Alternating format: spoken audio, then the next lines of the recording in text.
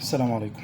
هتكلم النهارده ان شاء الله على الحقن اللي في الصوره في الخلفيه عندي دي سيفتريكسون 1 جرام. وانا هنا بتكلم على الماده الفعاله مش على الصوره دي بس، يعني اي دواء فيه ماده السيفتريكسون 1 جرام فينطبق عليه الكلام اللي هقوله دلوقتي. الحقنه دي للاسف في الفتره الاخيره في ناس كتيره خدتها وطلع عندهم حساسيه وماتوا منها. طيب نعمل ايه عشان ما يحصلش الكلام ده؟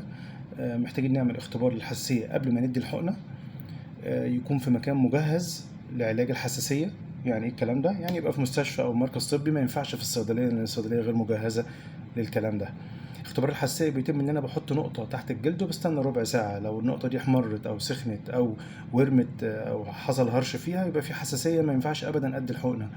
ولكن لو ما طلعش فيه حساسية برضو لازم احذر، لان للاسف النقطة دي بتبقى جرعة غير كافية لبعض المرضى انها تسبب لهم حساسية، ولما تزيد الجرعة بيحصل حساسية. عشان كده لازم الحقنة دي تتاخد في مركز طبي او في مستشفى علشان لو حصل حساسية.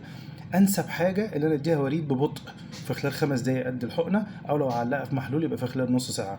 لكن في العضل لازم احذر وانا بدي الحقنة في عضل، يبقى بالتالي ما ينفعش ابدا حد ياخدها في صيدلية ولا حتى ياخدها في مكان مش مجهز في البيت، مثلا مش مجهز لعلاج الحساسية. لازم الحقنة تتاخد في مكان مجهز للحساسية. لو عملت اختبار الحساسية وطلع سالب وخدت الحقنة وما طلعش فيه حاجة يبقى انت كده امن وتقدر تاخد الحقنة في اي وقت وتاخد الكورس كله وبالشفاء ان شاء الله. غير كده خطر خطر، لانها ممكن تسبب الوفاة.